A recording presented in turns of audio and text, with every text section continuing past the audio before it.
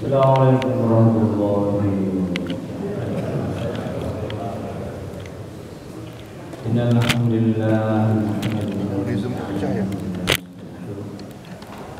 wa na'udzu billahi min shururi anfusina wa min sayyiati a'malina. May yahdihillahu fala mudilla lahu wa may yudlil fala hadiya lahu. Asyhadu an la ilaha illallah wa asyhadu anna Muhammadan 'abduhu wa rasuluh.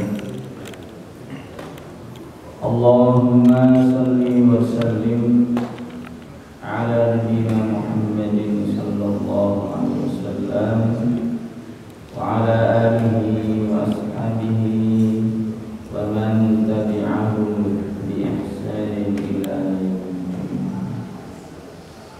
Bapak sekalian, mari kita bersyukur kepada Allah atas nikmat dan rahmat serta salawat dan salam mudah selalu tercurahkan kepada Nabi Muhammad sallallahu alaihi wasallam, kepada keluarganya, para sahabatnya,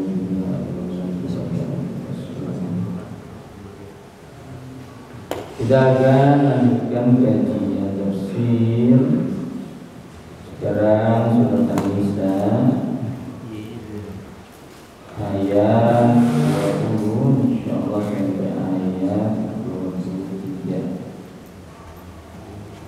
Tapi di ujung ayat 19 itu perlu saya sampaikan, jelaskan, yaitu firman Allah Subhanahu wa taala, fa in karihtumuhunna fa'asa an takrahu syai'an wa yaj'al Allahu fihi khairan katsiran. Artinya, jika kamu tidak menyukai mereka, tidak menyukai para istri, maka bersabarlah, karena boleh jadi kamu tidak menyukai sesuatu padahal Allah menjadikan kebaikan yang banyak padanya. Ya para jemaah sekalian, dalam ayat ini Allah Subhanahu wa taala memerintahkan para suami untuk bersabar dengan perilaku istri yang kurang baik. Kita diperintahkan untuk bersabar, sebab dengan kesabaran itu kita akan mendapatkan kebaikan yang sangat banyak.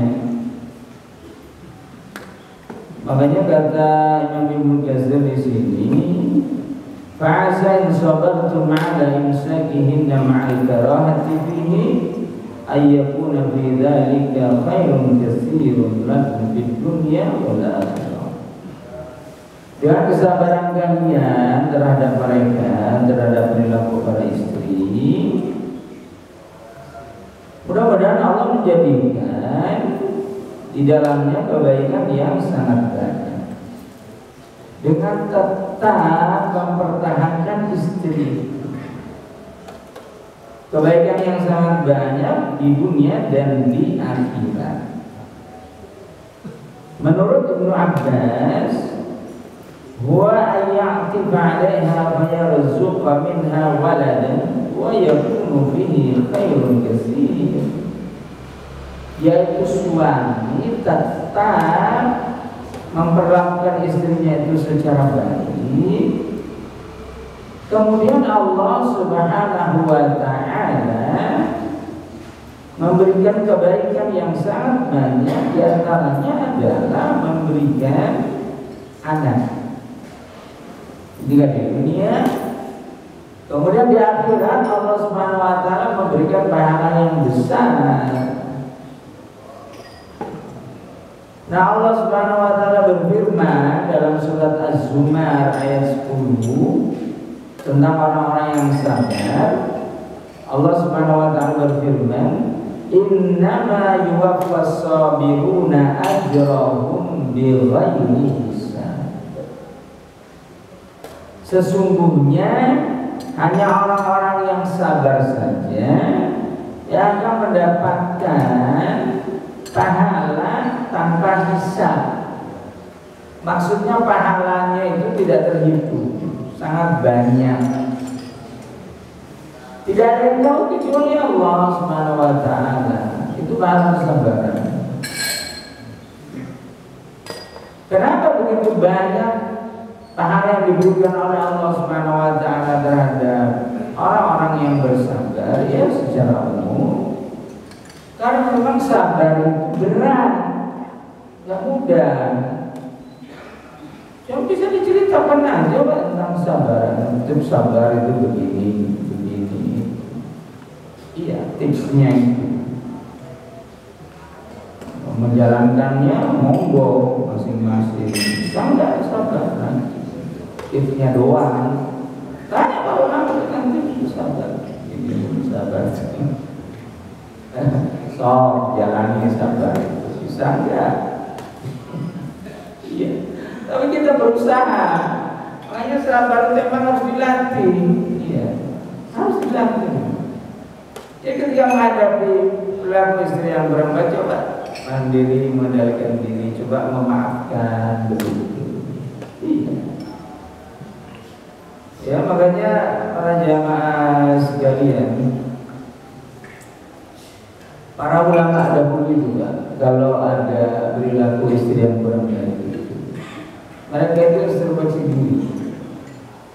Oh mungkin ada kesalahan yang saya lakukan, ya dosa, ada kemaksiatan yang saya lakukan, sehingga Allah Subhanahu wa taala menggugurkan dosa-dosaku itu lewat perilaku istri yang kurang baik.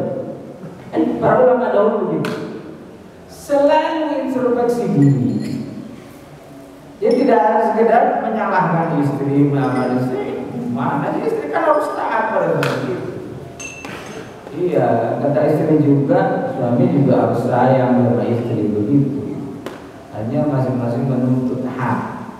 Karena ketemu. Iya. Jadi ini perintah Allah Subhanahu wa taala agar kita ini bersabar. Ya itulah saya katakan tadi para jamaah sekalian. Ya sabar itu berat. Gampang sabar itu. Makanya pahalanya sangat besar. Ya harus dilatih kesabaran. Dalam hal apapun, iya. Apalagi dalam kehidupan rumah tangga, iya, luar biasa. Para jamaah sekalian, seorang suami ketika dia bekerja, berangkat pagi, pulang sore atau malam, ya, dia punya dapat banyak masalah di jalan, di kantor, ya. Tapi kalau pulang ke rumah, gak ada masalah, guys. Jadi menyambut dengan senyuman, disediakan makanan, itu hilang semua. Iya. Tapi sebaliknya, di kantor gak ada masalah, di jalan gak ada masalah, lancar, segala macam. Pulang ke rumah ada masalah dengan istri, kiamat gitu kan. Iya. Ayo coba. Iya. Kalau punya masalah di luar, tapi di rumah dia mendapatkan ketenangan, beda. Makanya penelitian para ahli, penyebab stres yang paling berat adalah masalah rumah tangga. Iya, penyebab stres yang paling berat. Iya. Jadi kalau jawab sekalian, semua orang itu punya problem. Iya. Bukan hanya jemaah yang hadir ini, ustadz juga sama aja ustadz. Jadi kira ustadz nggak punya masalah dengan istrinya, sama aja. Iya. Namanya ustaz juga punya istri, ustaz juga manusia, kadang nggak sabar juga. Jadi kira kalau ustaznya sabar, terus enggak, sama aja.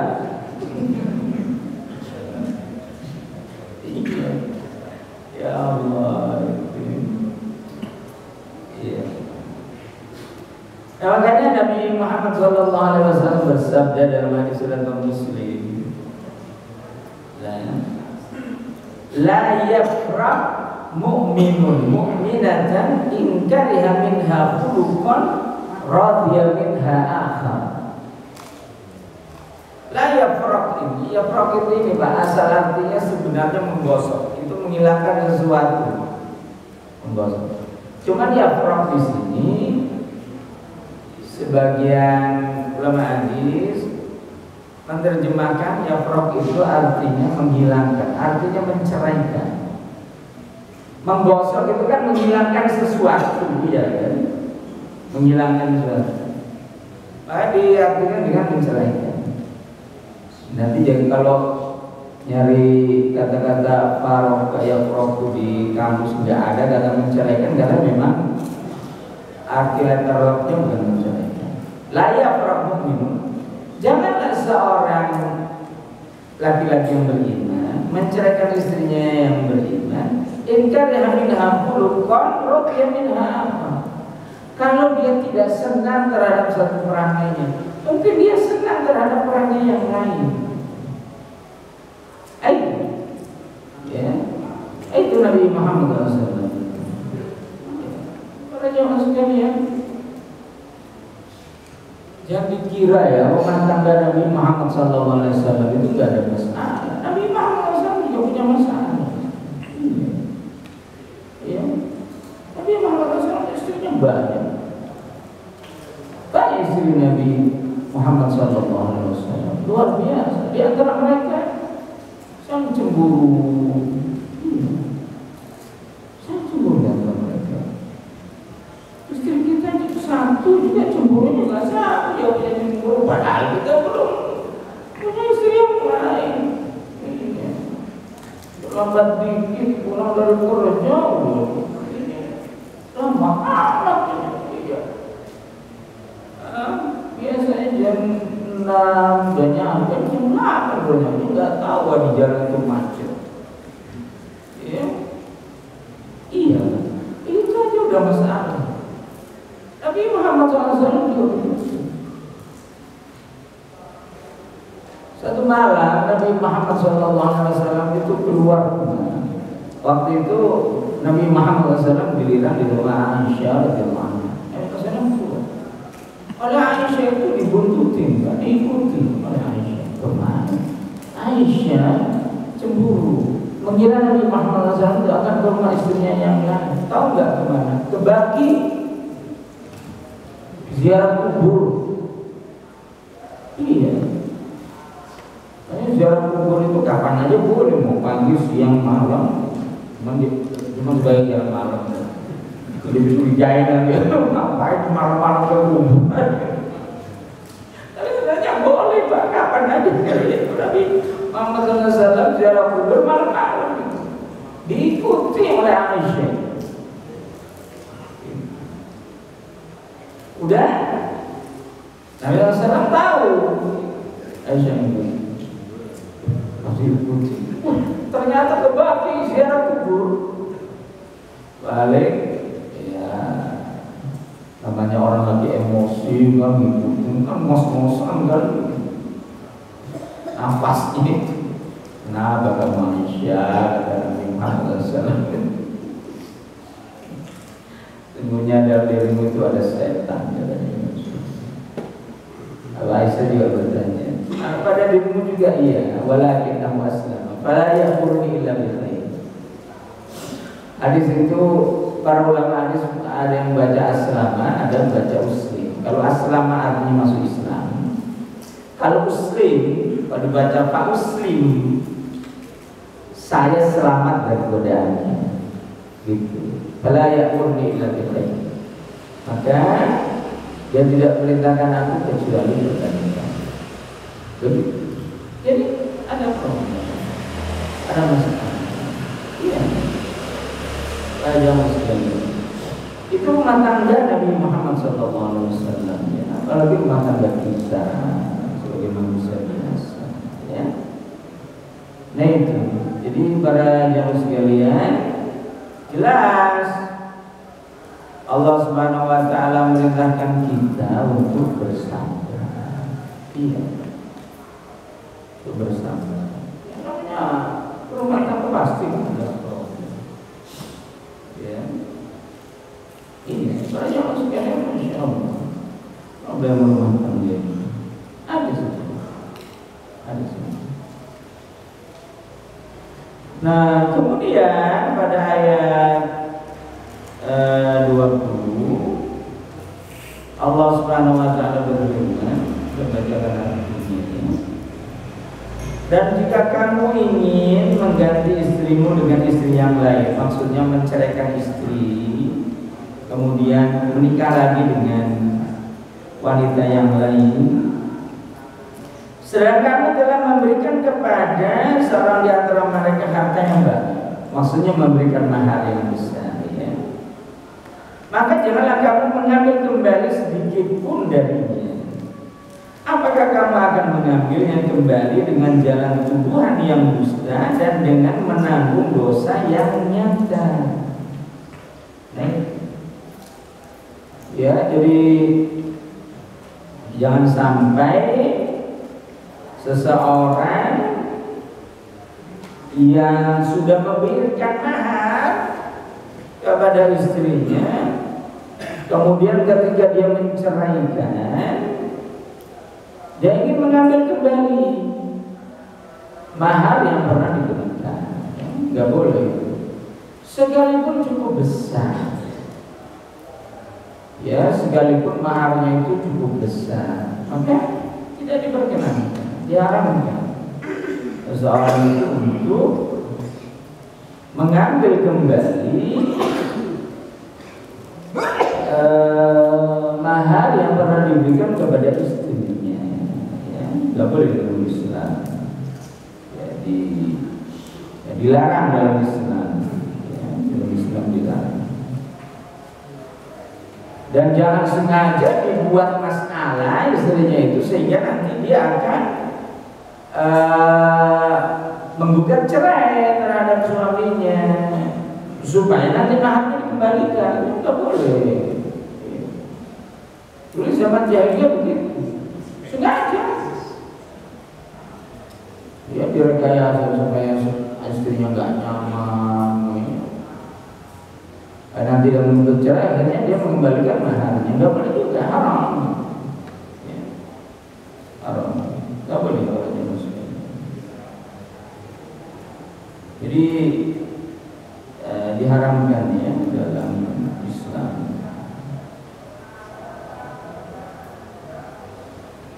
Nah, para jemaah sekalian, Nabi Muhammad Sallallahu Alaihi Wasallam bersabda, ya, akhadtumuhunna bi amanatillahi wastahlaltum furujahunna bi kalimatillah. Kalian telah mengambilnya menjadi istri dengan amanah Allah dan telah halal farajnya itu, kemampuannya itu dengan ketetapan Allah Subhanahu wa ta'ala. Ya. Kalau jemaah sekalian, Allah Subhanahu wa ta'ala mengatur sedemikian rupa kehidupan rumah tangga itu supaya lancar. Ya. Tapi bukan berarti nggak pernah ada masalah, bukan itu. Pasti ada masalah di rumah tangga.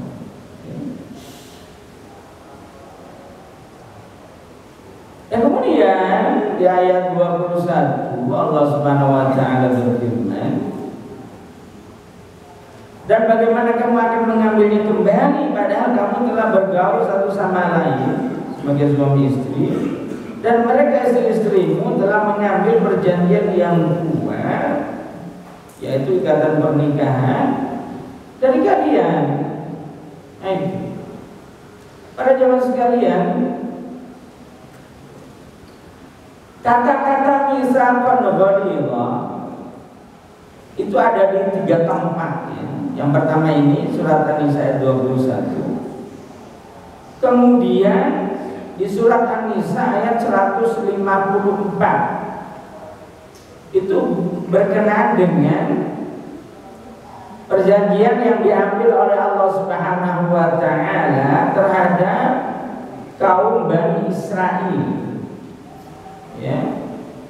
Allah Subhanahu wa taala berfirman, "Wa rafa'na fawqahum at-tura bi mitsaqihim wa qulna lahum udkhulul baba sujjadan wa qulna lahum la ta'budu fis sabti wa akhadna minhum mitsaqan ghalidha." Dan kami angkat gunung Sinai di atas mereka untuk menguatkan perjanjian mereka. Dan kami perintahkan kepada mereka, masukilah pintu gerbang Baitul Maqdis itu sambil bersujud. Dan kami perintahkan pula kepada mereka, janganlah kamu melanggar peraturan mengenai hari Sabat. Dan kami telah mengambil dari mereka perjanjian yang pokok. Mitsaqan ghalidha. Kemudian di surat Al-Ahzab, ya, surat Al-Ahzab ayat 7, Allah Subhanahu wa taala juga menegaskan itu. Saya bacakan ayatnya, ya. Allah Subhanahu wa taala berfirman, "Wa in akhadna minan nabiyyina mitsaqahum wa minka wa min Nuh wa Ibrahim wa Musa wa Isa bin Maryam wa akhadna minhum mitsaqan ghalidha."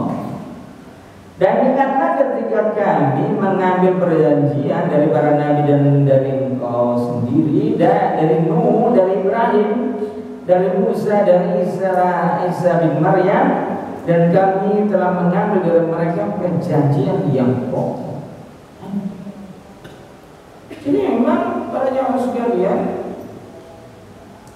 iya, pernikahan itu bukan hal yang main-main, ya. Iya. Luar biasa. Jadi tidak boleh sembarangan seseorang itu mempermainkan istrinya, ya. Tidak boleh. Sebab itu para jamaah sekalian, karena sudah diambil perjanjian yang kuat, ya, dalam pernikahan itu. Baik, kan luar biasa. Pernikahan itu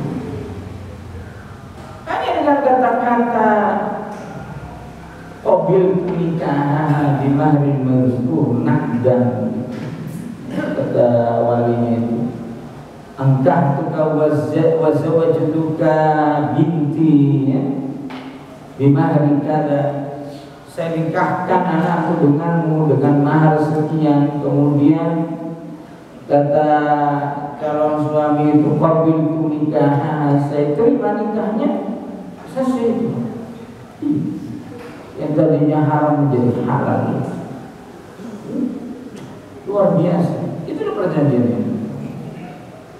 Para jamaah sekalian, itulah, ya, bagaimana Islam mengatur seluruh aspek kehidupan manusia. Luar biasa. Itu ya, kita diperintahkan untuk bersabar. Ya, tapi istri juga harus taat kepada suami. Banyak Nabi Muhammad SAW itu mengingatkan kepada kaum wanita. Apa sabda Nabi Muhammad SAW? Ya ma'syaran nisa'i, ya ma'syaran nisa'i, tasaddaqna katsiran. Wahai kaum wanita, hendaklah kalian banyak bersedekah. Fa inni ra'aytukunna aktsara ahlinnar. Karena saya melihat penghuni neraka yang paling banyak itu kalian, kaum wanita. Iya. Lalu ada seorang wanita itu berkata begini, ma balu nisa'i aktsara ahlinnar. Kenapa kaum wanita itu menjadi penghuni yang paling banyak di neraka? Nabi Muhammad SAW bersabda, tuksirna la'na wa tadhkurna al-'ashir. Kalian itu banyak mencela, cerewet,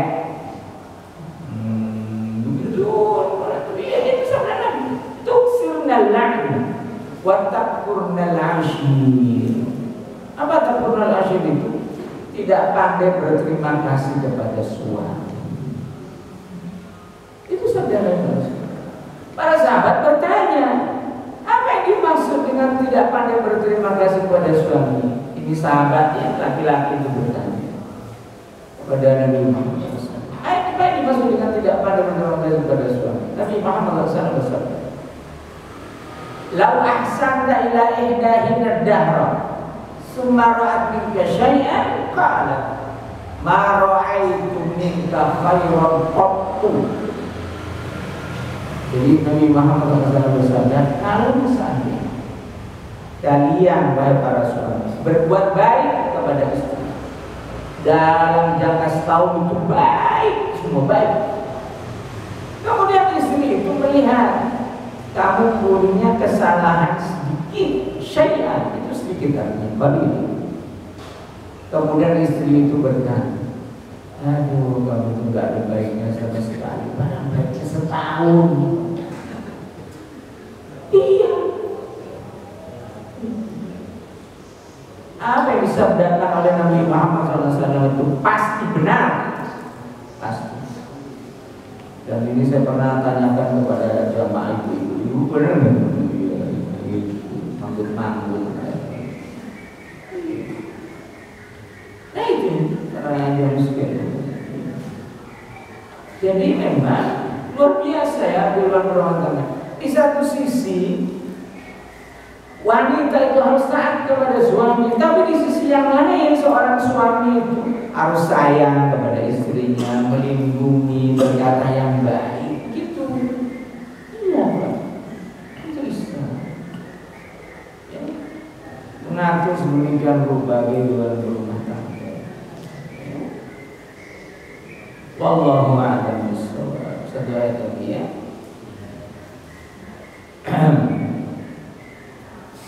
Kemudian Allah Subhanahu wa taala berfirman di ayat 22 ya. Wala tankihu ma nakaha aba'ukum minan nisa'i illa ma qad salaf. Innahu kana fahishatan wa maqtan wa sa'a sabila. Dan janganlah kamu menikahi perempuan-perempuan yang telah dinikahi oleh ayahmu, kecuali kejadian pada masa yang telah lampau.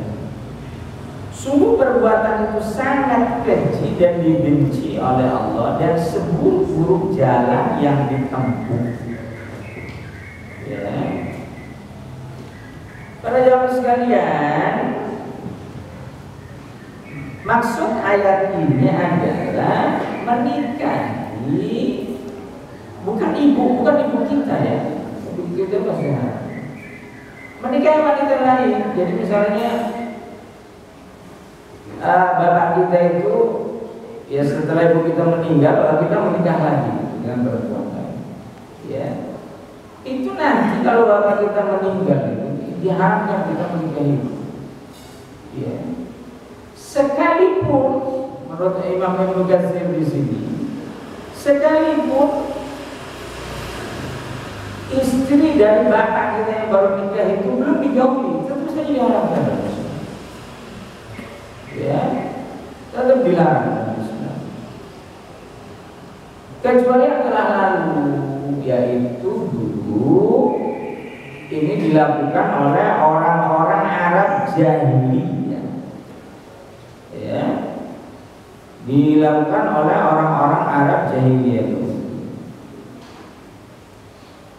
Banyak kata Imam Ibnu Katsir, ala anna hadzal amra haramun fi hadhihi ummah. Hal ini diharamkan terhadap umat ini, Nabi Muhammad sallallahu alaihi wasallam. Ya. Perbuatan yang keji. Tapi Allah menambahkan kata-kata maqtan. Apa kata maqtan itu? Bughdhan. Maqtan itu artinya bughdhan. Bughdhan itu artinya sesuatu yang dibenci, membuat Allah murka. Ya. Baik. Jadi para jemaah sekalian, diharamkan betul oleh Allah Subhanahu wa Ta'ala, ya, menikahi istri dari bapak, ya, haram hukumnya, tidak boleh. Nah ini menurut Imam Ibnu Katsir ini termasuk istri-istri Nabi Muhammad SAW. Para jemaah sekalian, istri-istri Nabi Muhammad SAW itu disebut dengan ummahatul mu'minin, ibunya orang-orang yang beriman. Kan kita tidak boleh menikahi ibu, haram. Begitulah juga istri-istri Nabi Muhammad SAW itu tidak boleh dinikahi setelah meninggalnya Nabi Muhammad SAW. Sebab Nabi Muhammad SAW dia seperti bapak kita. Jadi istri Nabi Muhammad SAW itu ibarat ibu kita, Nabi Muhammad SAW itu ibarat bapak kita. Tidak boleh dinikahi. Jadi istri-istri Nabi Muhammad SAW itu menjaga sampai mereka meninggal dunia. Haram mereka itu untuk menikah. Gak boleh. Ini untuk menghargai, menghormati Nabi Muhammad SAW. Dalam surat Al-Ahzab ayat 6, Allah Subhanahu wa Ta'ala berfirman, "A'udzu billahi minasyaitonir rajim. An-nabiyyu awla bil mu'minina min anfusihim wa azwajuhu ummahatuhum." Nabi Muhammad SAW itu harus lebih diutamakan oleh orang-orang yang beriman dibanding dengan dirinya sendiri. Wa azwajuhu ummahatuhum, dan istri-istrinya adalah ibu-ibu mereka, ibu-ibu orang-orang mereka. Itu istri-istri Nabi Muhammad SAW. Ya. Bahkan dalam surat Al-Ahzab ayat 53, Allah Subhanahu wa Ta'ala secara tegas berfirman, "Wala an tankihu azwajahu min ba'dihi abada. Inna dzalikum kana 'indallahi 'azima." Dan janganlah kalian menikahi istri-istri Nabi Muhammad SAW. Jadi di surat Al-Ahzab ayat 6 Allah menegaskan bahwa istri-istri Nabi Muhammad SAW itu sebagai ibu orang-orang yang beriman. Di Al-Ahzab ayat 53 Allah Subhanahu wa Ta'ala secara tegas melarang orang-orang beriman untuk menikahi istri-istri Nabi Muhammad SAW. Abadan. Apa arti abadan? Selamanya. Ya. Sesungguhnya hal itu di sisi Allah adalah dosa yang sangat besar. Jadi nggak boleh. Iya. Para jamaah sekalian, dulu pernah terjadi perang ya antara Ali bin Abi Thalib ya dan pengikutnya dengan Aisyah dan pengikutnya. Aisyah yang memimpin perang menggunakan onta, makanya disebut dengan perang Jamal. Para jamaah sekalian, Aisyah waktu itu kalah perang. Kalah. Dalam aturan perang, yang kalah itu menjadi budak dan boleh digauli tanpa dinikah. Waktu itu Aisyah itu kan jadi tawanan perang oleh orang-orang Khawarij. Itu mau dijadikan budak, mau digauli oleh Ali bin Abi Thalib radhiyallahu anhu. Aisyah dipulangkan oleh Ali bin Abi Thalib radhiyallahu anhu dengan penuh kehormatan, dipulangkan oleh Ali bin Abi Thalib karena itu istri Nabi Muhammad sallallahu alaihi wasallam. Iya, dari ayatnya jelas. Iya. Tapi orang-orang Khawarij saat itu menggauli Aisyah radhiyallahu anha. Ya, itu para jemaah sekalian. Jadi jelas ayat ini melarang kita untuk menikahi istri, ya, mantan istri bapak kita. Itu berhubungannya oleh itu nggak boleh. Ya. Banyak ada hadis riwayat Imam Ahmad, ya, dan beberapa ulama hadis juga meriwayatkan dari jalan Barra bin Azib qala marra bi ammi Al-Haris bin Umair. Pamanku Al-Haris bin Umar itu lewat. Wa ma'ahu liwa qad aqadahu lahu Nabi sallallahu alaihi wasallam. Dan dia membawa bendera yang diberikan oleh Nabi Muhammad SAW kepadanya. Faqultu lahu, lalu aku katakan kepadanya, ai ammi aina ba'atsaka Nabi sallallahu alaihi wasallam. Wahai pamanku, kemana Nabi Muhammad SAW akan mengutusmu kemana Nabi Muhammad SAW? Qala, dia berkata, ba'atsani ila rajulin tazawwaja imra'at abihi fa'amarani an adriba 'unuqahu. Aku diperintahkan oleh Nabi Muhammad SAW untuk mendatangi seorang laki-laki yang menikahi mantan istri bapaknya. Fa'amarani an adriba 'unuqahu. Dan aku diperintahkan untuk memenggal lehernya. Jadi ibu dua diharamkan. Maka para jemaah sekalian, itulah aturan Islam. Ya, ini untuk menghormati, menghargai orang tua. Ya, apalagi Nabi Muhammad SAW, karena kedudukan Nabi Muhammad SAW. Ya, ayo para jemaah sekalian, bisa kita kaji. Insyaallah pada pertemuan yang akan datang kita akan mengkaji Surat An-Nisa ayat 23 sampai ayat 24 tentang mahram. Wallahu a'lam. Itu saja. Kalau ada pertanyaan, kalau ada, ya. Assalamualaikum.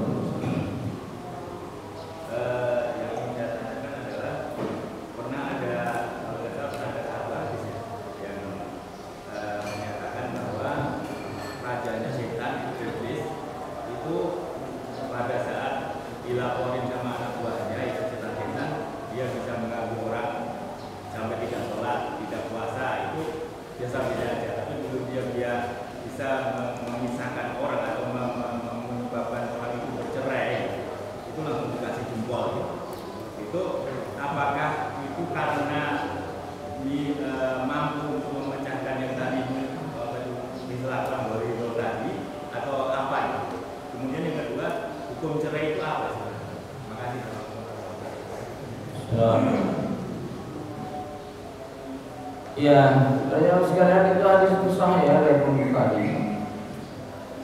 Jadi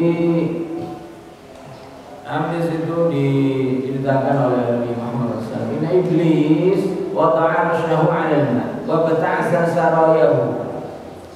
Jadi iblis itu meletakkan singgasananya itu di atas air. Wa bata'asa sarayahu, lalu dia mengerahkan pasukannya. Jadi gitu, Pak. Iya.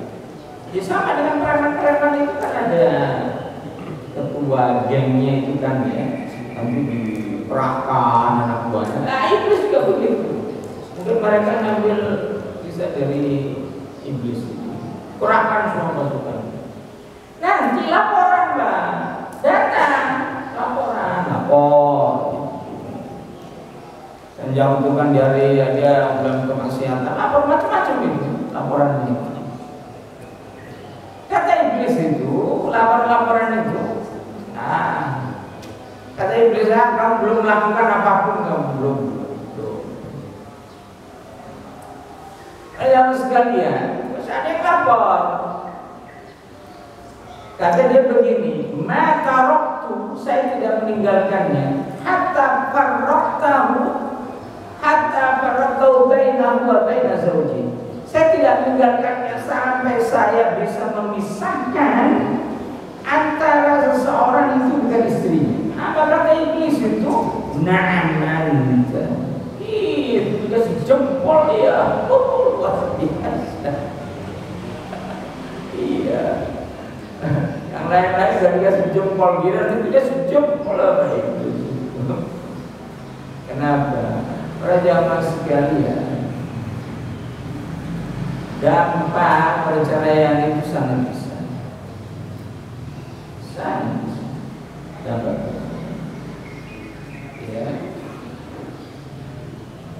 Apakah itu karena kisah walidah? Ya, kalau itu memang tidak dibenarkan ya, nanti kita jelaskan. Ya. Itu karena memang menurut para ulama itu, karena memang dampaknya besar sekali. Ya. Khususnya terhadap anak-anak ya. Secara psikis itu mereka akan terganggu. Ada sebuah kisah, ada seorang anak, alhamdulillah, ada seorang anak, dia pesantren tahfidz, hafal Quran, tahu-tahu kedua orang tuanya bercerai, itu hafalannya hilang, stres. Iya, itu bisa nyata. Luar biasa. Jadi memang dampaknya besar sekali. Ya. Nanti yang menurut saya itu kan bukan hanya hubungan suami istri, tapi anak terdampak, kemudian besan, dan begitu ya. Itu kemana-mana dampaknya. Ya. Makanya itulah pesan Nabi Muhammad SAW. Ya la yafraq mu'minul mu'minatan. Ya. Jangan sampai seorang laki-laki yang beriman itu menceraikan istrinya. Ya. Wa in kariha khuluqa, jika dia tidak senang terhadap satu perangnya, radhiya minha apa? Mungkin dia senang terhadap perangnya. Sekarang tentang hukum cerai. Dalam Islam sebenarnya perceraian itu dibolehkan. Ya. Dibolehkan itu kalau memang ada masalah. Artinya gini, ketika rumah tangga itu dipertahankan, itu akan menimbulkan banyak masalah. Iya. Ya. Nah, makanya dibolehkan sebenarnya dalam Islam. Tapi harus hati-hati. Orang tidak boleh sembarangan sekali begitu dibolehkan. Orang tidak boleh sembarangan menceraikan istrinya. Iya. Dibolehkan dalam Islam. Memang hadisnya banyak begitu ya. Abghadul halal ilallah at-talaq. Satu yang halal yang paling dibenci oleh Allah itu tolak cerai, itu hadisnya banyak. Ya. Jadi sebenarnya dibolehkan. Bahkan Abdullah bin Umar itu pernah menceraikan istrinya. Dan diperintahkan oleh Umar bin Khattab, oleh bapak. Iya. Umar bin Khattab itu melakukan sesuatu kan tidak sembarangan. Yaitu punya apa ya, basirah itu artinya ketajaman hati yang sangat kuat, itu luar biasa. Umar bin Khattab itu nggak sembarangan kalau sesuatu. Iya. Makanya ketika beliau mengirim pasukan ke Irak itu, Umar bin Khattab bisa mengomando pasukannya yang ada di Irak itu dari Madinah, dari Masjid Nabawi, dari atas mimbar di Masjid Nabawi. Iya. Kata Umar, al-jabal. Jadi Umar itu melihat, luar biasa, masya Allah. Melihat pasukannya sedang berperang di Irak. Kata Umar apa? Al-jabal. Berlindung di balik bukit. Begitu kata Umar bin Khattab. Akhirnya para sahabat itu yang berperang di Irak itu berlindung di balik bukit dan menang. Setelah pulang ke Madinah, kata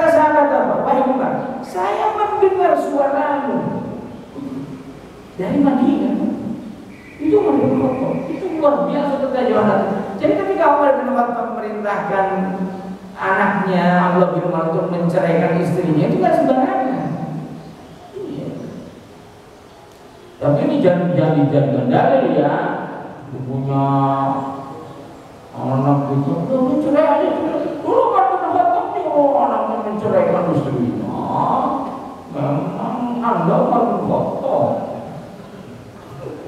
Iya, ada seseorang datang ke Imam Ahmad bin Hanbal. Kata dia ini, kata orang ini, wahai Syekh Imam, saya diperintahkan oleh bapakku untuk menceraikan istriku karena dia berdalil dengan Umar bin Khattab itu pernah memerintahkan Abdullah bin Umar anaknya untuk menceraikan istrinya. Kata Imam Ahmad, memang bapakku itu Umar bin Khattab. Kata Imam Ahmad, kenapa? Ya, nggak boleh sembarangan. Iya, jadi nggak boleh sembarangan berdalil juga kita itu. Orang Umar bin Khattab pernah melakukan itu, akhirnya diikuti seenaknya. Nggak bisa begitu. Emang benar kayak Umar bin Khattab, Khattab itu beda. Iya. Setan takut sama Umar bin Khattab itu kata Nabi. Masalah kaum al-fajr wasalam syaitan fajr baru Umar, tidaklah kamu melewati satu jalan, melainkan setan juga akan melewati jalan yang lain. Itu kata Nabi, itu kata Nabi sallallahu alaihi wasallam kepada Umar. Takut sama setan. Kalau kita setan jadikan teman, jadikan saudara. Ya, nah, jadi intinya dibolehkan tapi nggak boleh sembarangan. Tapi ketika ada masalah, memang sudah tidak mungkin. Tapi harus ada. Tapi ketika itu dipertahankan dan lebih baik, ya kalau memang bisa. Para ulama dahulu banyak mereka itu banyak mempertahankan istrinya sampai akhir hidupnya, sekalipun istrinya itu tidak baik. Iya. Ulama dulu begitu. Apa kata mereka itu? Saya khawatir kalau saya menceraikan istriku itu, saya nanti akan mendapatkan fitnah yang lebih besar daripada dia, gitu. Kalau ulama dulu, jadi yang sembarangan dibolehkan, tapi nggak boleh sembarangan. Hati-hati. Ya itu tadi cerita tentang iblis itu. Angkat jempolnya, itu. Wallahu a'lam bishawab. Iya, cuman kita kadang gitu sih. Ada masalah itu begini, aduh, udah ini udah bisa aja. Itu saya ya. Apa yang bisa kita lakukan? Banyak beristighfar. Ya.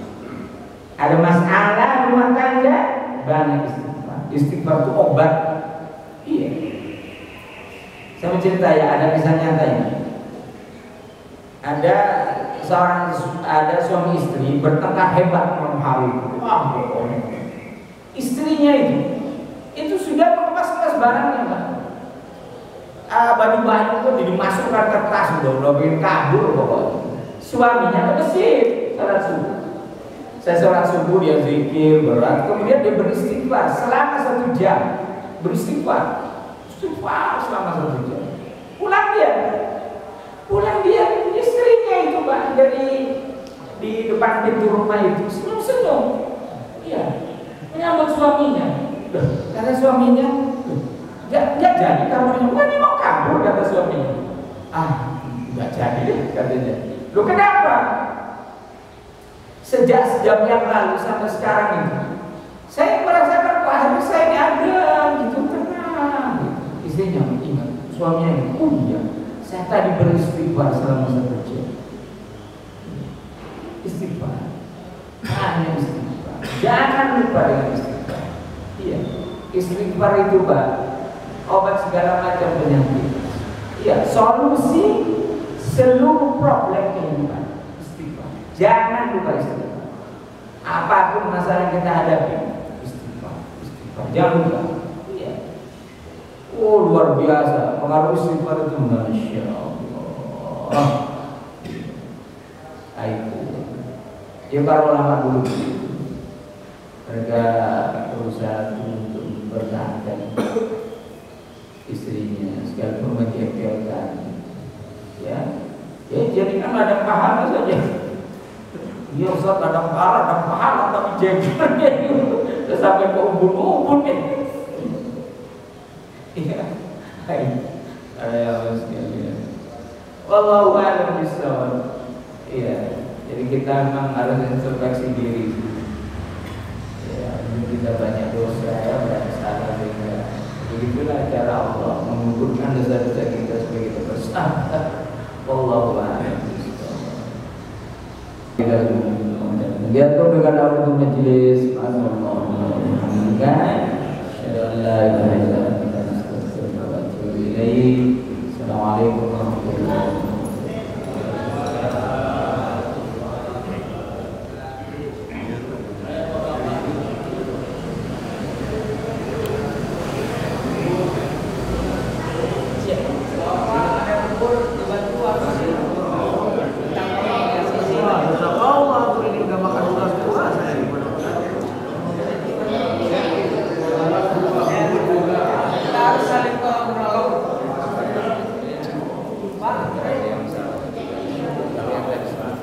Udah makan buras 2, bubur lagi.